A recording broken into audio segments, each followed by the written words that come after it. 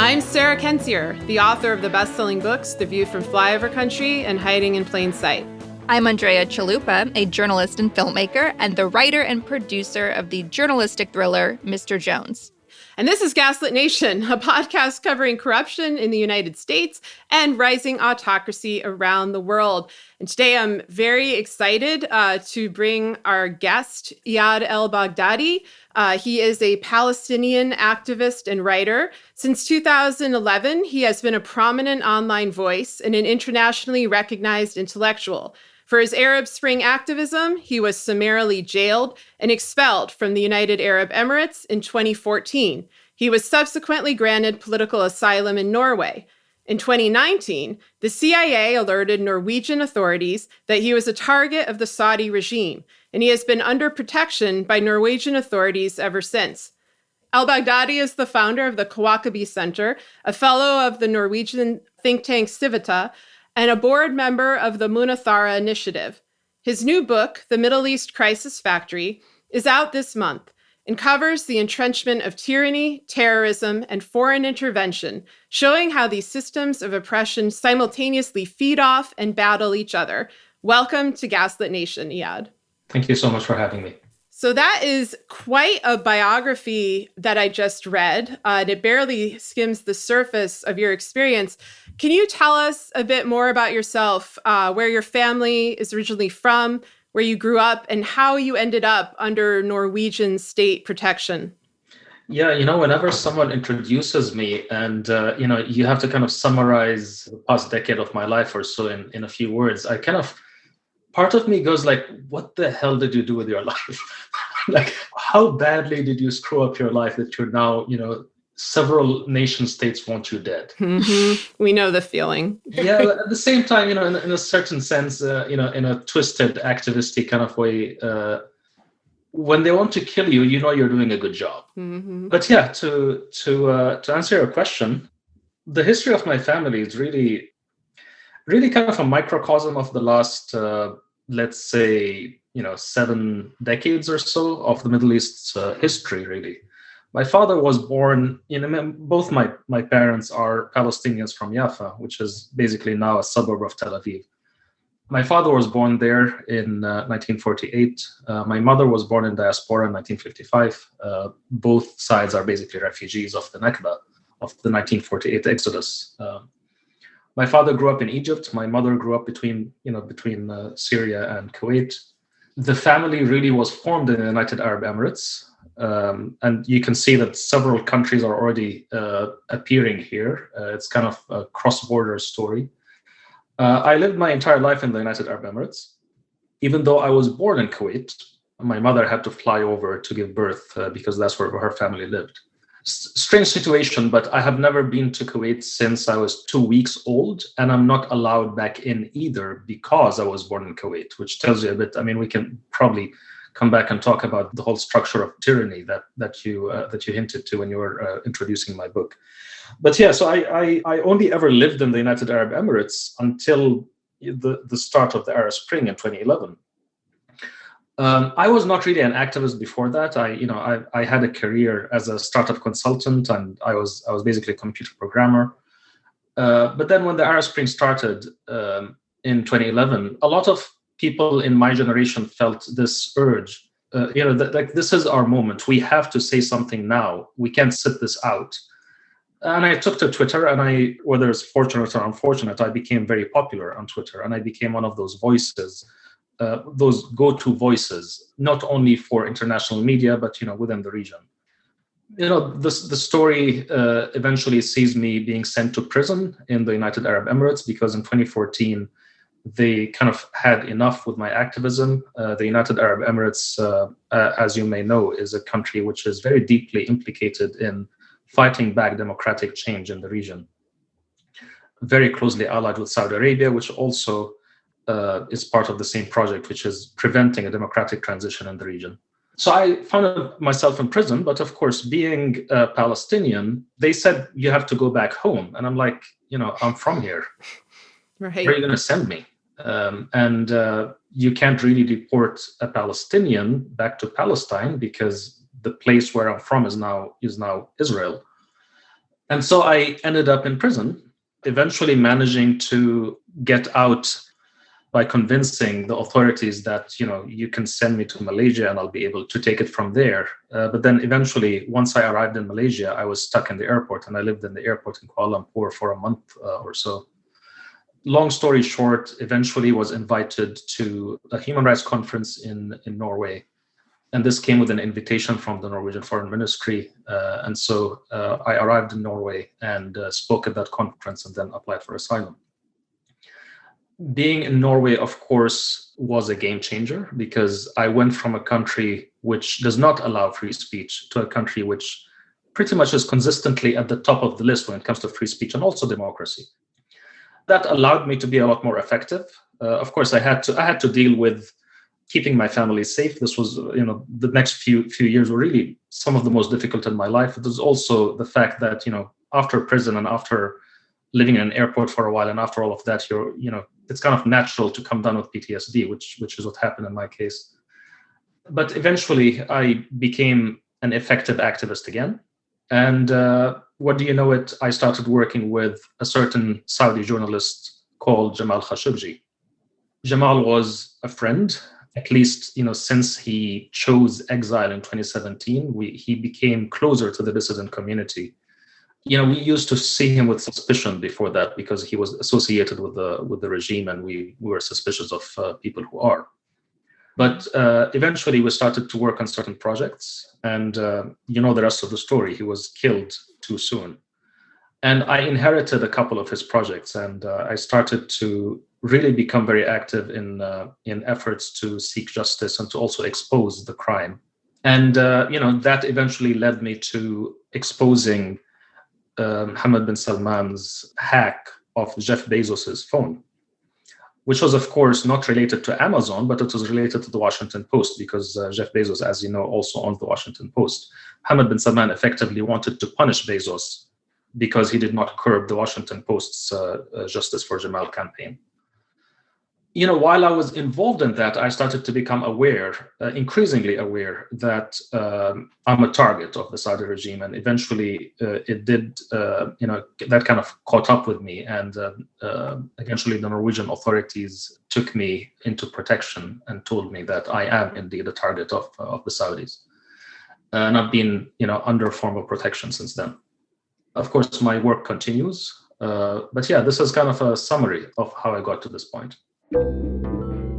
This episode of Gaslit Nation is sponsored by Best Fiends, a puzzle game you can play on your phone. Best Fiends has something new every day. There are always new levels, events, and challenges to keep you entertained. With Best Fiends, you can collect cute characters, solve puzzles, and play alongside your friends and family. There are literally thousands of levels to play and tons of characters to collect. My family members love it, and they've already passed level 320. Best Fiends is made for adults, but it's bright, colorful, fun, and approachable for everyone. Engage your brain with fun puzzles and collect tons of cute characters. Trust me, with over 100 million downloads, this 5-star rated mobile puzzle game is a must-play. Download Best Fiends free on the Apple App Store or Google Play. That's friends without the R. Best Fiends. It's an amazing life story. It's disheartening, but also inspiring that you've managed to endure this. And, Andrea and I have been watching this play out in Twitter in real time. We've been watching as our own government has participated, in events that led to your persecution. In particular, our government's relationship with Saudi Arabia, which under the Trump administration, you saw it, more directly through individuals like Jared Kushner and their tight relationship with MBS. But I want to kind of back up a little bit to just talk more broadly about the region and especially about Saudi Arabia, because that country and MBS are the main source of your current plight. Can you just describe what is Saudi Arabia's influence on the Middle Eastern region as a whole? And also, how does the U.S. Contribute to its power and vice versa? Well, there's several ways, there's several layers to the question. Saudi Arabia was not, historically speaking, keep in mind, of course, Sarah, that this is an ancient region. And when we talk about our history, we can very easily take it back, a millennium, 2 millenniums, etc., and we're still be, for us, this history is alive. But if we look specifically at Saudi Arabia or the Arabia in general, with after the rise of Islam in 1500 years ago, the center of power of the Muslim world, or at that time it was not fully Arabized yet, shifted away from Arabia, and it never really returned. So it never really returned until the present day. So what I'm trying to say here is that Saudi Arabia historically, whether we're talking about the last 100 years or the last 500 years or the last 1,000 years, Saudi Arabia was not a very big player. And I'm not talking here about the Saudi state, but the area called Saudi Arabia now, because the Saudi state itself was like, it only goes back to 1932. So it wasn't really the Saudis who were calling the shots in the region. It was the bigger countries in the region, particularly countries like Egypt, Syria, Iraq, etc. With the rise of this alliance between the United States and Saudi Arabia, this of course goes back to the creation of the Saudi state. Even before Saudi Arabia came to be what it is today, it already had a very close relationship with Western powers, especially the United Kingdom and the United States. For this reason, Saudi Arabia was not really colonized, unlike other parts of the region. As you know, colonialism devastated the region, its political economy, and it's also really its identity. Colonialism does something to the people's perception of self, their sense of self. Saudi Arabia was kind of spared that, but at the same time, it was also it wasn't the most advanced part of the region, but it really made very big strides when it comes to human development since the 1950s. If we go back to 1950 and we look at every marker of social progress, we see that there's been a complete transformation. I mean, one statistic I like to cite is that in 1950, less than 1% of Saudi women could read and write, less than 1%. And there were already, men were also highly, very, very unlikely to be literate. But then they were far more literate than women. So the parity between men and women was very high at the time. Today, this is absolutely different now because, virtually 100% of all Saudis under the age of 24 can read and write. And there is gender parity. Women, Saudi women and Saudi men have the same level of education. So this kind of tells you a little bit about the trouble in Saudi Arabia today, because the social realities have changed just so dramatically in this country, so absolutely dramatically, while the social norms did not. The kind of regime did not. The kind of alliances even did not. Whenever this happens, it's kind of understandable that there's going to be trouble. There's going to be instability. In the Arabic world, we kind of refer to a Muslim polymath called Ibn Khaldun. I don't know if you've heard of him. Yes. Ibn Khaldun wrote, he lived, I believe, in the 9th century or the 10th century. And he wrote what is considered the first book on the philosophy of history. And he was describing how nations and dynasties do not really survive more than around 70 to 80 years. And he described it as 3 generations. There's the founding generation, and then there's a generation that makes some progress, and then the 3rd generation normally messes up. This is kind of where we are with Saudi Arabia right now, because Mohammed bin Salman is of that generation, and he is attempting the very heavy lift of reforming a state which avoided reform for a very long time, political reform, of course. But then, of course, the subtext over here is that he's not really attempting reform. All he's attempting is to vanquish his own family and come out on top as the autocrat, as a new autocrat, as the absolute ruler of Saudi Arabia, which he kind of managed to do so far. And I know this is kind of a long-winded answer to your question, but I hope that your listeners kind of appreciate the deep dive. No, that's why we asked you on. We love the deep dive, and I'm really glad that you provided historical context about MBS. I have to ask you because I'm sure our listeners are probably still sitting there with their mouths open just from your opening. biography, I have to ask you more about Jamal Khashoggi and MBS, because I'll never forget that day when the news came out that he had been murdered. And I remember looking at your Twitter feed and you tweeting that from now on, everything was going to be different, that Arab activists and journalists like yourself are going to be in danger, and that this murder needed to be thoroughly investigated. And so now we're here, 3 years later, the Trump administration, which, seemed to at the least condone the murder of a journalist working, for a U.S. publication. Kushner seems to have possibly been implicated in that murder with his friend MBS. And now we have the Biden administration refusing to sanction MBS. I'm just curious, what are your thoughts on that, on MBS's dominance, on the murder itself, on the position that it's put you and others in? So I want to again take this, kind of zoom out a little bit and look at the history of the region beyond or around the time of Jamal's murder. So in 2011, we had, as you know, probably the biggest wave of uprisings in modern Arab history, probably in all of Arab history. This is when, out of 22 Arab nations, 20 had significant protests, and several of them, of course, had full-blown revolutions. Now, consider, of course, we experience these events from the vantage point of a citizen. And both of you, of course, are experts on the topic of authoritarianism. Imagine going through these events from the vantage point of a dictator. They were absolutely terrified. They were absolutely terrified. And it is their paranoia that continues to drive them to this day. To this day, their hysteria is really driven by their paranoia of what would happen if there is a democratic transition. Especially, dictators in many cases, they kind of paint themselves into a corner. But this is a different kind of painting into a corner, because they actually paint themselves into a corner with blood. They spill so much blood that they know that they're married into power. There is no post-presidency for them. They can't lose power, because the moment they lose power, 1,000 knives are going to be out for them. This is kind of the situation which MBS finds himself in, because he assumed this position. Of course, Mohammed bin Salman's rise itself goes back to 2015.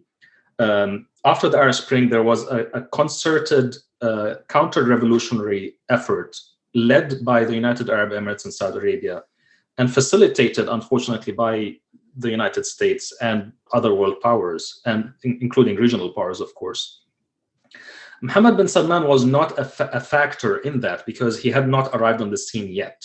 But then when he arrived on the scene in 2015, he was part of this new strategy where the meta message was, yeah, you can't have democracy, but you can have this guy. He's a liberal reformer and he's going to reform you.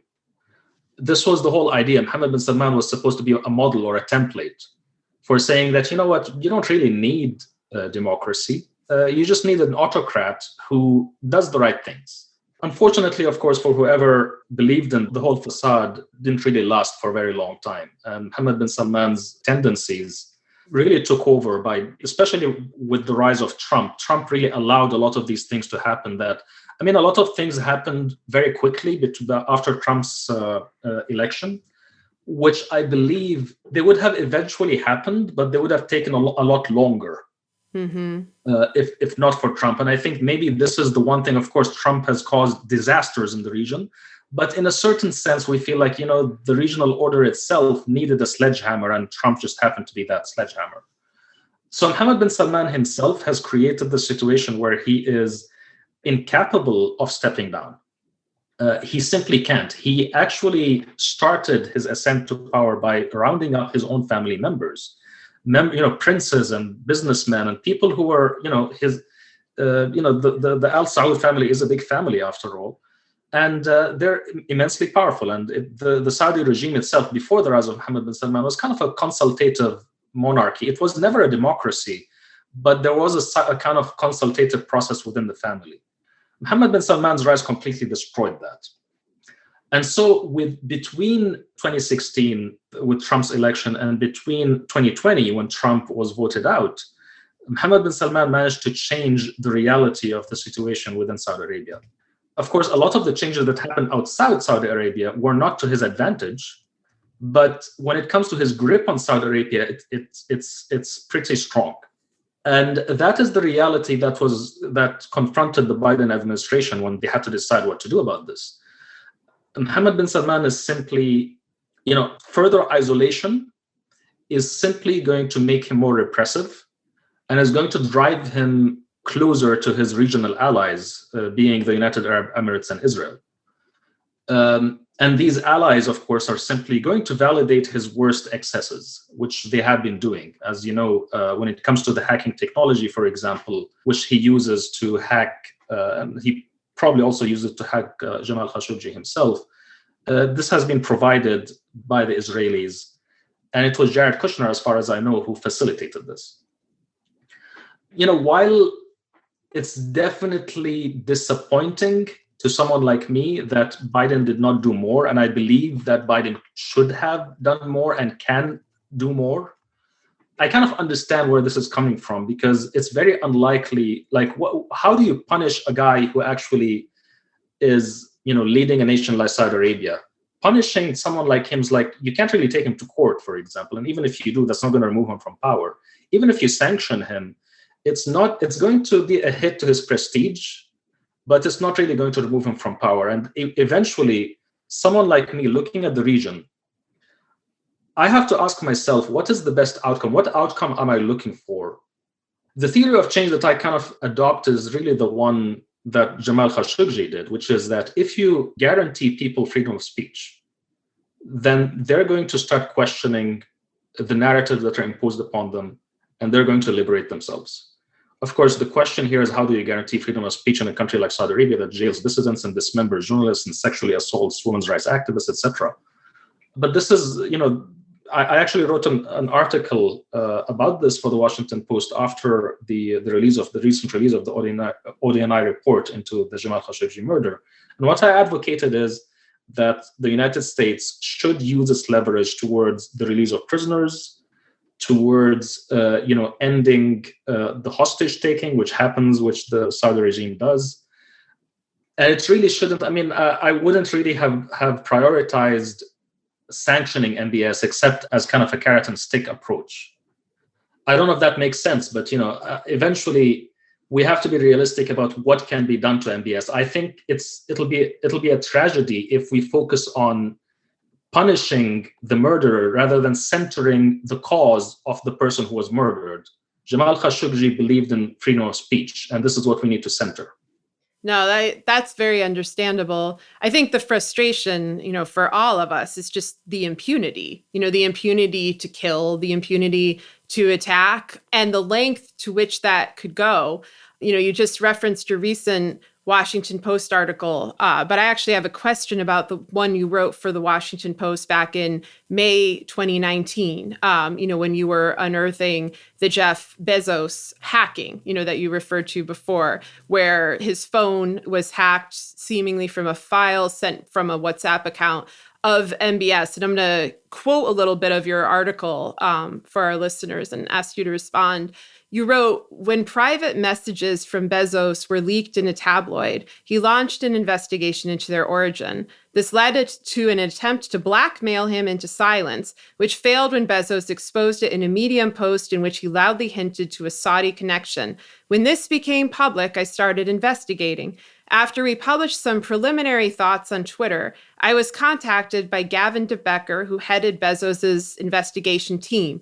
We began to collaborate on a volunteer basis, and the investigation culminated in an extensive report that was submitted by de Becker to federal investigators. De Becker's report concluded that the Saudis had hacked Bezos's phone. And then later in the article, you wrote, MBS is sending a message. In a dark way, this mirrors the logic of targeting Bezos. If the richest man on earth can be targeted and potentially blackmailed, then who is safe? And so I was curious on your thoughts about this 2 years later. Are we any safer? Has there been any accountability for this crime? Yeah, so you're absolutely right that whenever they get away with it, the world order itself, the rules-based international system is degraded. I mean, this is not just about Saudi Arabia, and it's not just about the morality or immorality of what happened. But it's really, I mean, if you want to speak to the language of people in the administration or people who are basically steeped into foreign policy, this is bad, not only for us as Arab dissidents or democracy activists, this is bad for the entire world. At the same time, because of history, like whenever we start working on an issue, we just have to acknowledge that the problem didn't really start from this point. The problem existed for a very long time. The United States has had terrible allies in the region for a very long time.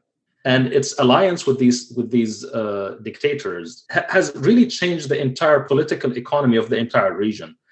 It's come to the point where every player in the region, every player, including whoever is opposing whom, everybody is a bad actor. The good actors are the people in prison, or the people tortured, or the people killed, or the people in diaspora because they can't go back home because they've been made into refugees. So while I completely understand that this is infuriating, I've been doing this for a decade now. It's the last decade of my life, and it's going to be the rest of my life. And I don't know. I mean, I know they want to kill me, and I know that I'm a long-term problem to them, and they're going to be a long-term problem to me. Honestly, I hope they don't manage to kill me for another 20 years, so at least I can get to do my work. But maybe eventually they will, and I'm at peace with that. We have to think beyond our own lifetimes, and we have to think, this is so much bigger than a particular person who was killed. I mean, after all, Jamal Khashoggi was not the first that they killed, and unfortunately, he's not going to be the last that they killed. There are Khashoggis all over the region, and there's going to be more. And we have to think, what do we do? What can we do in the lifetime of this generation to make sure that this does not happen again? Yeah, no, I think your whole life story is, in terms of your struggle, it's so compelling and representative of the region as a whole, like being a displaced person, fighting against tyranny and risking your life to do so. So thank you so much for braving that and for sharing your insights in this book. What I appreciate about the Middle East Crisis Factory is how you and your writing partner, you present the mythology, the prevailing mythology that clouds Western understanding of the Middle East. And I learned so much from reading that section, and especially in the history. You've touched on some of the recent history in this conversation, but what I really love is how you go back centuries. And I think that's not done enough by analysts today.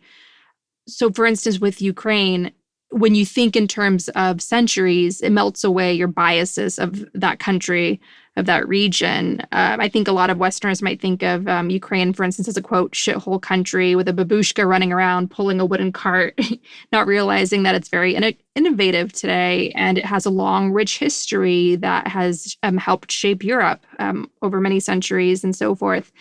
And of course, the Middle East has an extraordinarily rich history that shaped like broader human history and a very vibrant period of enlightenment and so forth.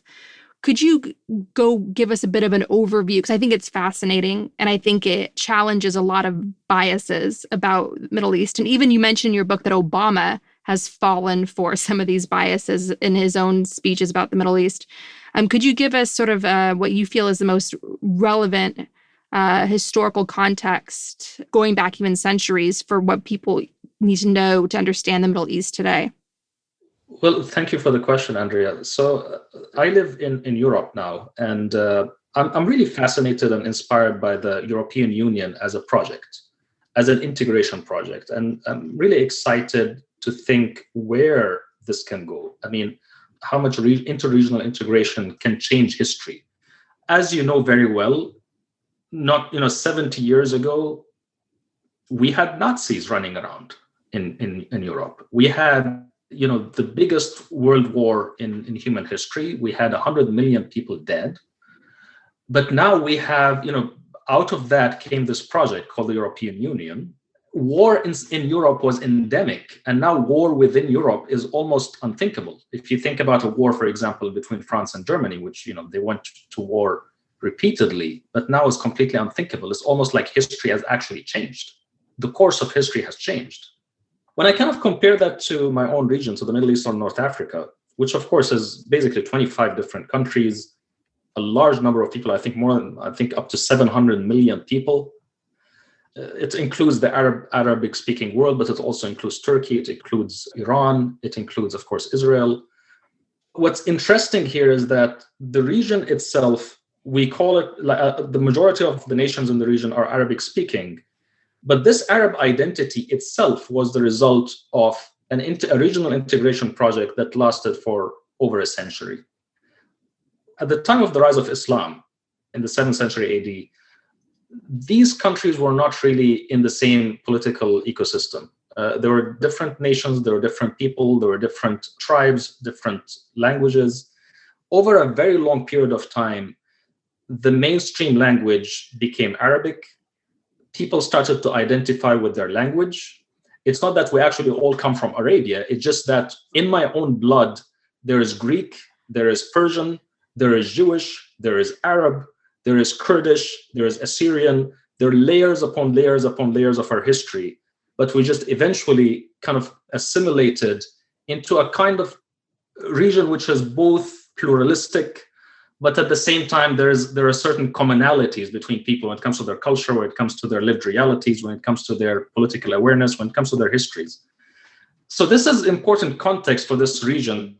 And as you hinted, Andrea, of course, this region was one of the richest and also the most important cultural centers and civilizational centers in the world for a very long time. With the rise of European colonialism, of course, this happened really after the discovery of, after the European discovery of the Americas, and after certain European nations became fabulously rich from exploiting this whole half planet that was kind of open to them to exploit, of course, not to mention the crimes that actually happened in North America.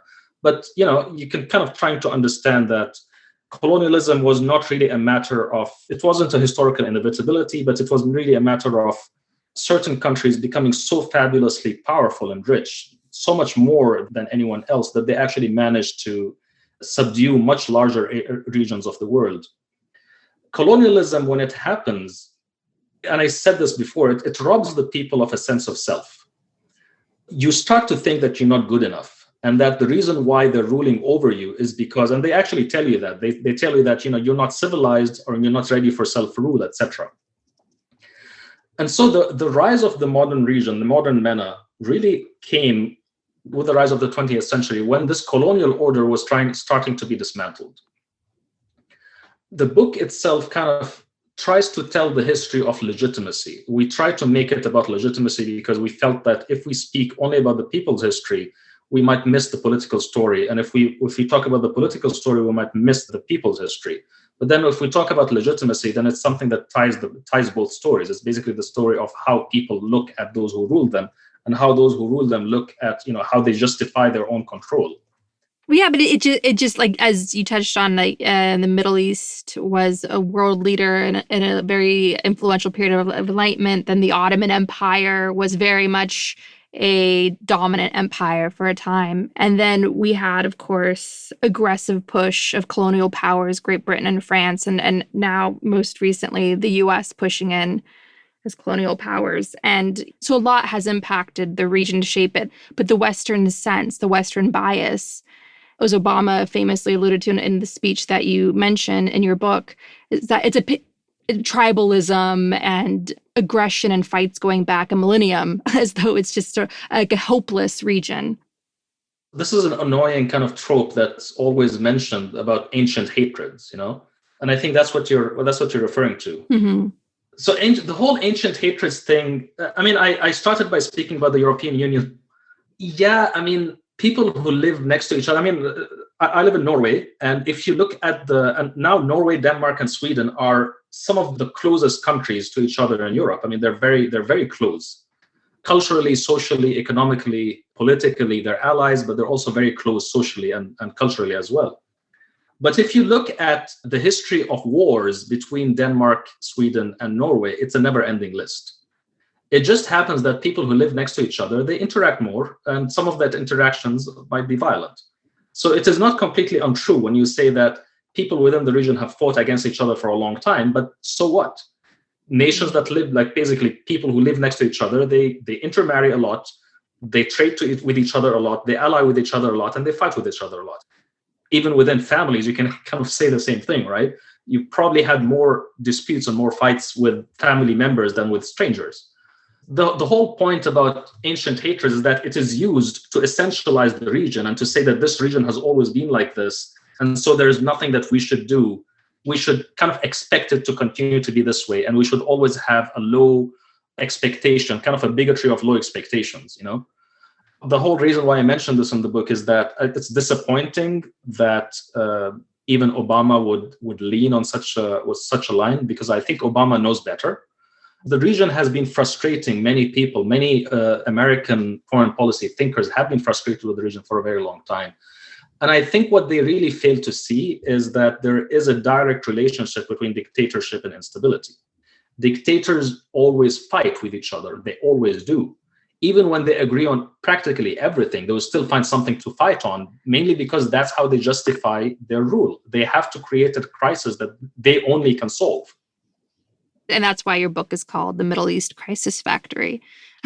And what's interesting about that bias that the West falls under when it comes to their misunderstandings of the Middle East is they will famously try to align with dictators, thinking that dictators bring stability, that you need a tough guy in a rough neighborhood who's going to protect you and provide you with coverage, intelligence on the ground, and so forth.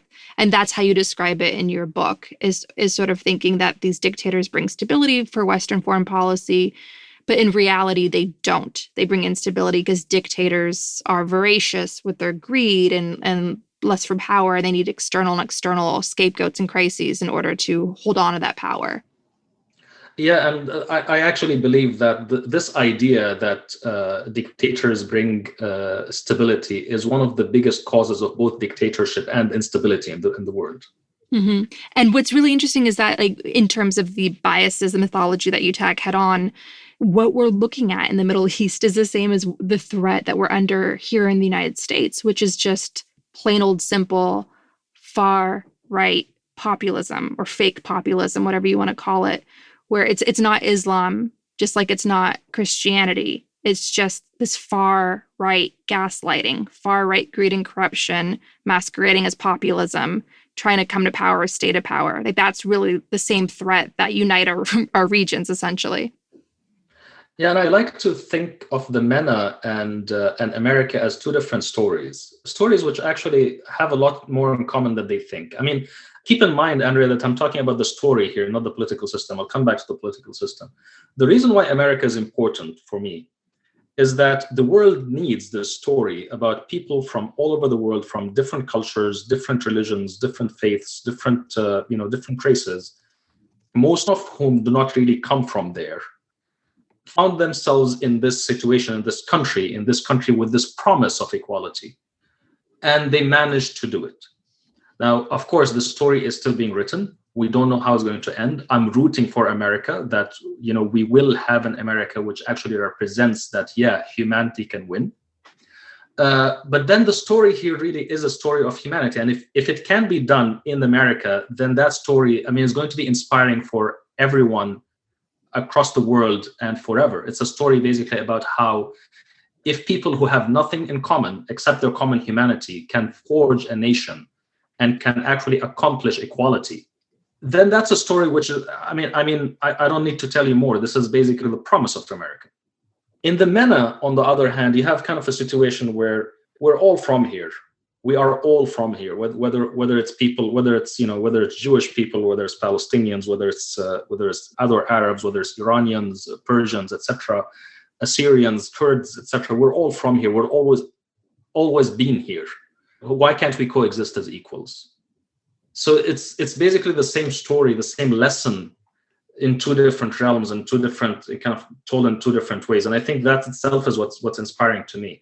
But then if you look at the political situation, I started by saying that in 2011, a lot of these dictators were terrified, were absolutely terrified and hysterical, and they felt like the world is ending. For them, the world is ending.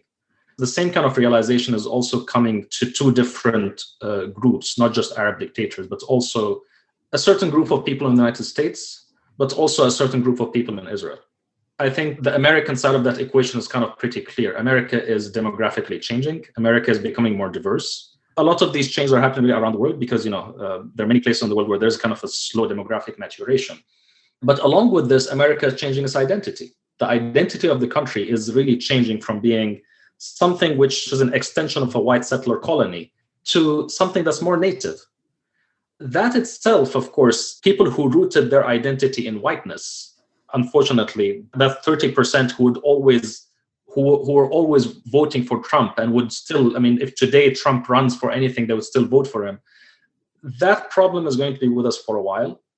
And I understand, even though, I of course, obviously, I'm not aligned with them politically, but I understand their fear. In a similar sense, certain Arab elites who rooted for dictators and found themselves basically identified with them, they feel very threatened. They feel a certain familiar world is over. I feel the same kind of situation is really happening with the Israelis at a certain level. So I want to go back to something you said before when you were talking about colonialism and how it robs you of a sense of self.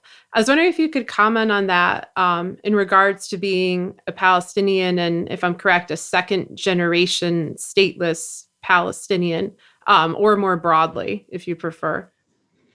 Yeah, I would say fourth generation because it was my grandfather, my great-grandfather who were ethnically cleansed. Of course, there is a bit of a difference with the Israeli situation because Israel, of course, started in 1948 as, the majority of the Israelis who basically expelled from our own homes, 2/3 of the fighters were coming from Europe.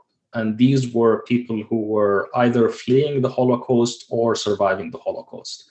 We can't really understand Israel without understanding or trying to really get close to how a Jewish person felt right after the Holocaust. And of course, this situation, political Zionism did not really arise from the Holocaust. It existed for long before. The nation itself was forged after the Holocaust. And I think that really affects and continues to affect its identity. Soon after, however, it became a haven for the Middle East Jews. So it wasn't really, I think half of Jewish Israelis actually come from the Middle East. They're actually Middle Eastern, basically communities that were Iraqi Jews or Egyptian Jews or Libyan Jews or Moroccan Jews, etc. So the colonialism here shifted from being something which is based upon, I wouldn't say it completely shifted, but it seems that we were subjected as Palestinians not only to this historical injustice of being robbed of our own homes, of being kind of, a Jewish state being declared from under our own feet, where the most important cultural centers for Palestinian nationalism, like Jaffa, for example, where my parents came from, became the capital of a Jewish state. The conversation really should not be just about colonialism. Of course, I can speak about colonialism forever, but I think it's really about the whole dynamic of ethnic nationalism.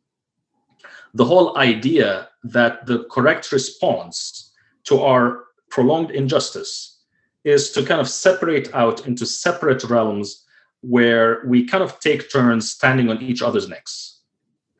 So I think our experience as Palestinians with colonialism is more multi-layered. It's even more multi-layered than other places of the region, because if you're talking, for example, about Egypt, Egypt was colonized, Syria was colonized, Lebanon was colonized. Much of the region was colonized, but we were colonized multiple times, and we continue to be colonized until today. The core of colonialism really is not just a matter of you occupying my land and extracting my resources and erasing me, but it's also you telling me that it's my fault, it's my mistake. You get to rule over me because you're better than me somehow. Yeah, that brings to mind, I was looking at your Twitter account this morning and noticing some of the things that you'd retweeted. And one of them was the biggest impediment to democracy and human rights on the planet is the behavior of those nations that claim to uphold democracy and human rights. And this can obviously apply to a multitude of countries. Most dictatorships claim to uphold human rights, for example. But also, there is this historic legacy of countries in the West and also Israel, defining themselves as uniquely democratic and therefore able to, inflict certain policies on other nations. I was wondering if you could just comment on that tweet and whether you're referring to something specific or just what that means. Well, I was actually referring to two different things, two different layers to this. The first really is that in many cases, democratic nations do not act democratically outside their borders. They might be democratic for their own citizens, but when it comes to their actions, wars, foreign intervention, etc., the United States is probably an excellent example of this, where its impact on the world is not really pro-democracy. At least my part of the world. Of course, this was compounded by Trump, but it was not. It's not a problem that started with Trump. A lot of democracies support dictatorship around the world because it keeps them safe or because it keeps them prosperous. But also, there's a message that's being sent to the world, which is to say, democracy. Of course, this is kind of simplistic, but unfortunately, dictators kind of turn around and say this to their own people. They're like, look at these people. They call themselves Democrats, or they say that they're a democracy, but they're hypocritical. And this is used in narratives within those countries to shoot down the very idea of democracy. And this is something that happens every day, because when you actually read one of the things that we do at the Kawakibi Center is that we study disinformation, and especially disinformation being produced on Twitter by especially the Saudi and Emirati regimes. And of course, a lot of this is in the Arabic language. And one thing they use a lot is to say that you guys are not ready for democracy. As we as Arabs, we're not ready for democracy, but also democracy is not that great. Look what America does. Look what the United Kingdom does. Look what France does.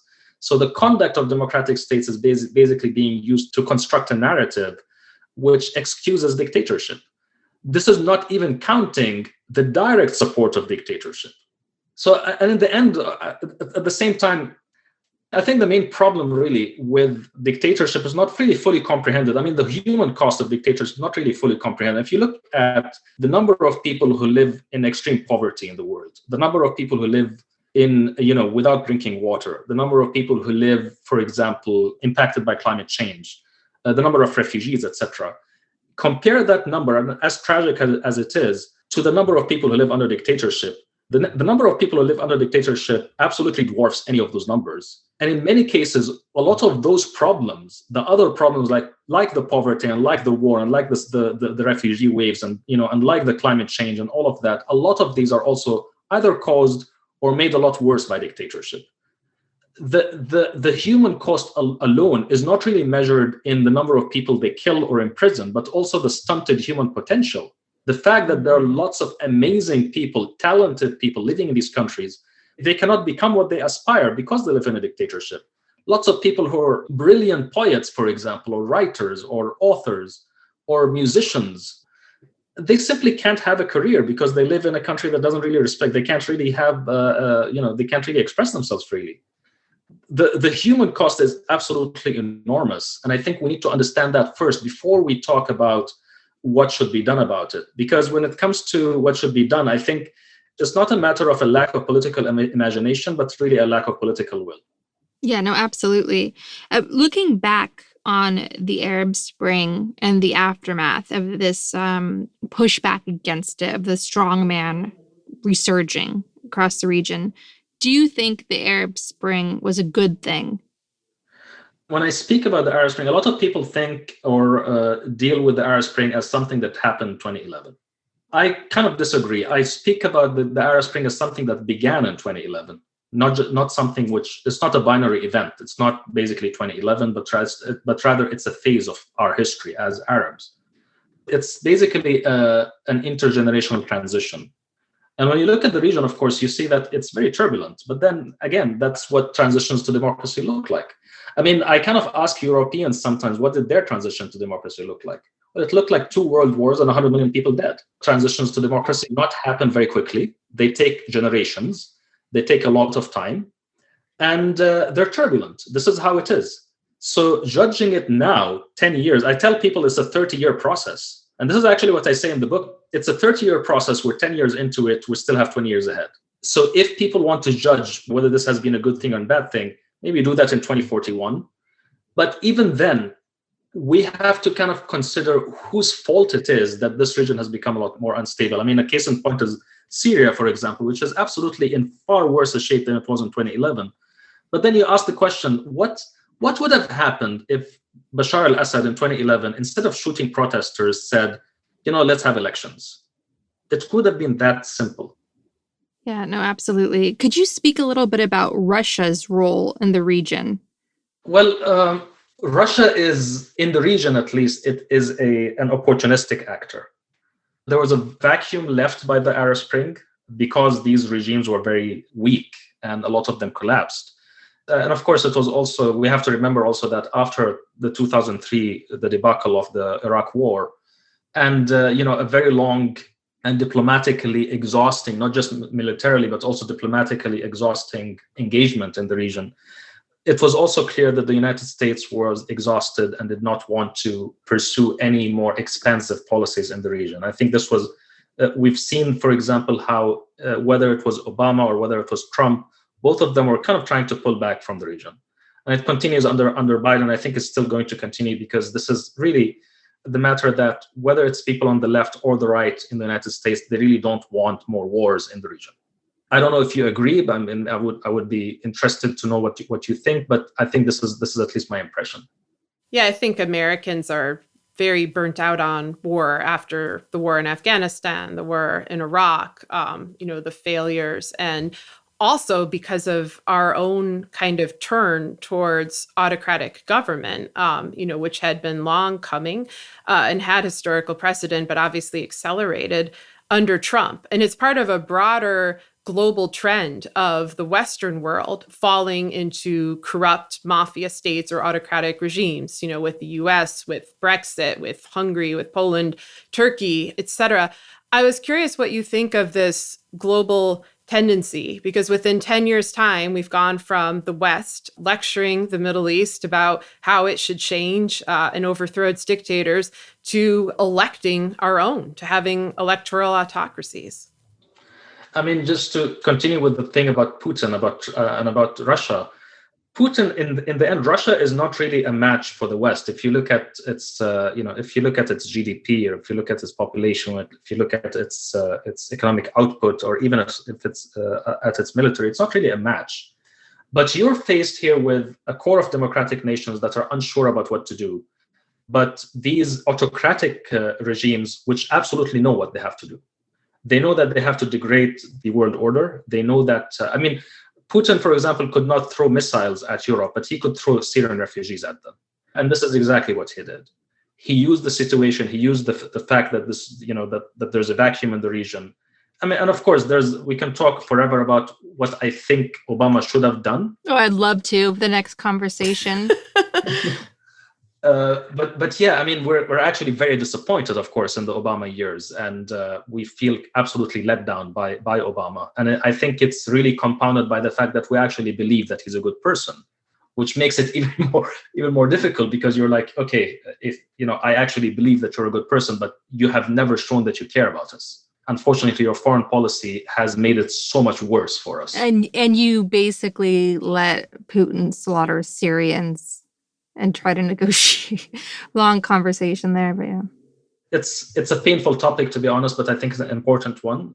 Generally speaking, I would say that I enjoy having conversations with you guys, because while you're aligned with the left, you understand authoritarianism. Right? Unfortunately, yes. Which isn't a small thing, unfortunately, because the region, especially Syria, has been plagued by people on the left who contribute to Russian propaganda, Russian state media, and try to gaslight the crimes of Assad and Putin in the region. Absolutely. And I think it's rare to find American progressives, American people who are aligned with the left in America, who actually understand authoritarianism. Unfortunately, and I don't understand it. I'm not American. I've visited a few times, never lived there.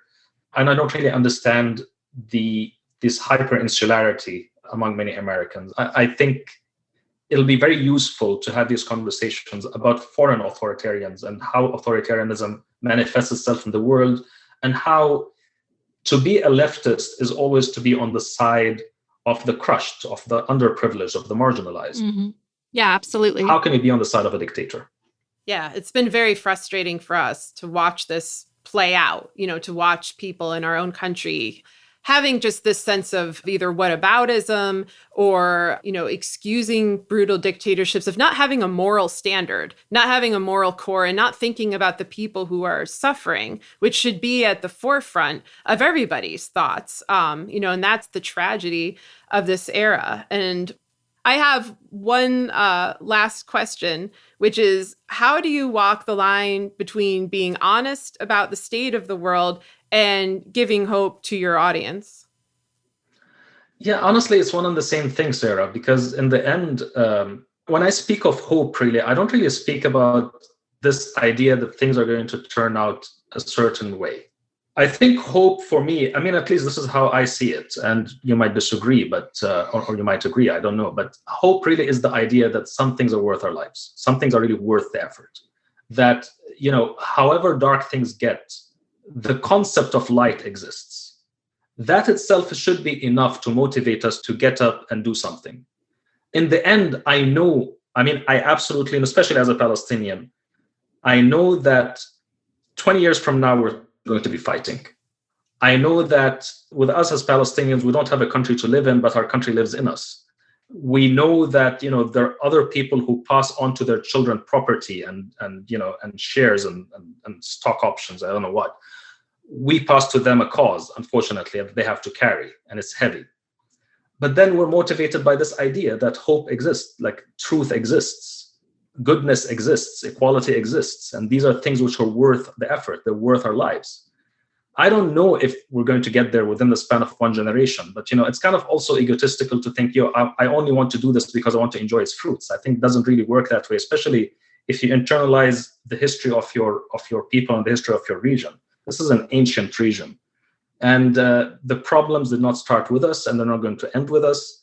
The hope for a better future also did not start with us. The movement for equality and the movement for freedom did not start with us, and it's not going to end with us either. So we really have to root what really motivates us in something bigger than what might happen, what political outcomes might happen. Regardless whether things are bad or good, we still have to fight. That's beautifully said. Thank you so much for coming on our show. We really liked having you.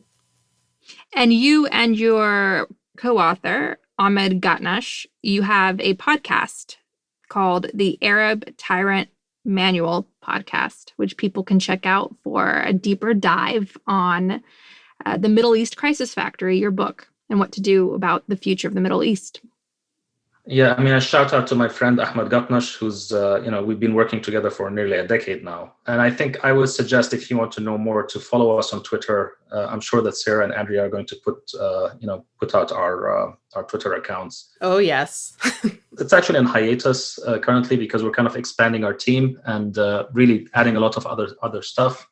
We also have the book, The Middle East Crisis Factory, which comes out next month. I hope I'll be back on the show. Yeah, I feel like we have a lot left to ask you. Every point you made, I kept wanting to do follow-ups, and I'm like, it has to take a time.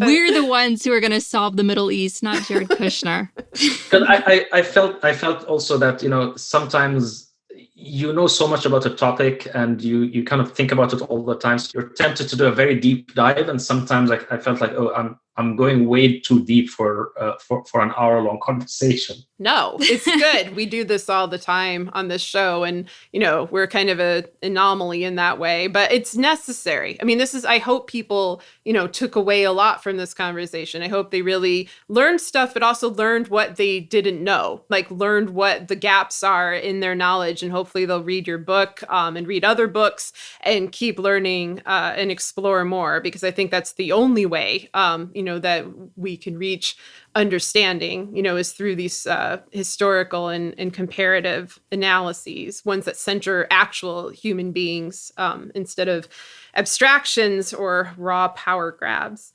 Anyway, I'm going on and on. Thank you so much. And this has been part 1 of our conversation, and we'll have you and Ahmed back on. Yeah, thank you so much for coming on.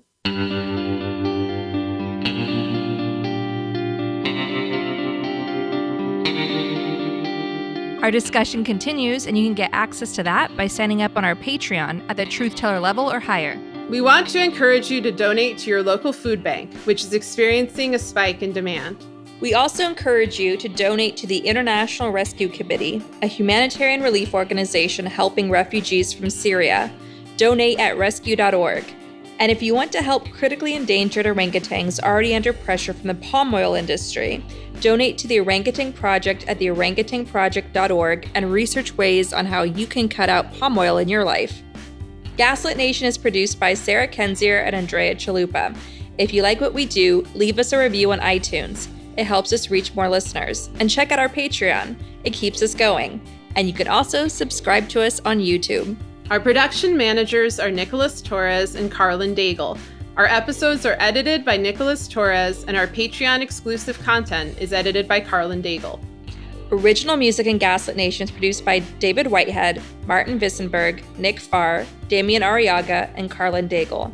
Our logo design was donated to us by Hamish Smith of the New York-based firm Order. Thank you so much, Hamish. Gaslit Nation would like to thank our supporters at the producer level on Patreon and higher. Pat, Kenny Main, John Schoenthaler, Frank Jacquette, Kenneth Reed, Ellen McGirt, Joel Farron, Larry Gasson, Erica Moore, Karen A. Deal, Nico Phillips, Brian E. Castor, Lex Reed, Andrea Scalzo, could be Andrea, could be, Melissa Howland, Karen Heisler, Jordan Sanders, Ann Bertino, Rachel Winder, T.R. Dunstan, Kim, John Millett, Michael Finn, David East, Shannon Nacy, Ida, Chris Fellow, Dodie Pop, Kristen Bredimus, Gabrielle R., Ben Wheaton, Joseph Mara Jr., Amy Timon, Rich Holcomb, Sean McDonald,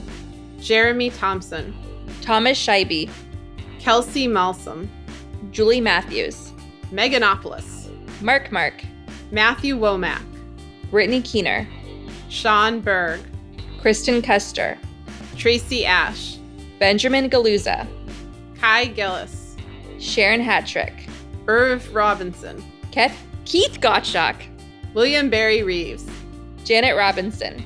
John Atrisk. Sorry, John Atrisk. It's spring. We've got spring fever.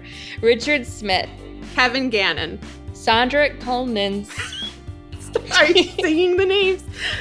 Katie Masouras, John Laughlin, Jeff Thompson, James D. Leonard, Evan Rosemore, Chip Salzenberg, Leo Chalupa, the definition of spring fever himself, Carol Golstad, I'm sorry, everyone. Michael Wooldridge, Greg Kreimer, Jason Benke, Marcus J. Trent, Joe Darcy, Ann Marshall, Jeremy Lewis, Trigve, Christine M., D.L. Singfield, Matt Perez, Nicole Spear, Kelly Ranson, Brian Juden, The Great Debate. I think he told us once. He told us on Twitter. I think it's Juden. It's with a J.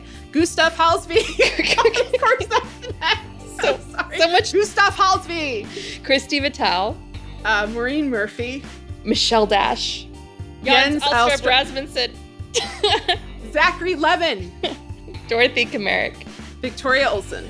Alabama, Henrik Bremius. ZW, Lisa LaFlame. Jason Bainbridge, Catherine Anderson Carina. Sarah Gray, Lawrence Graham.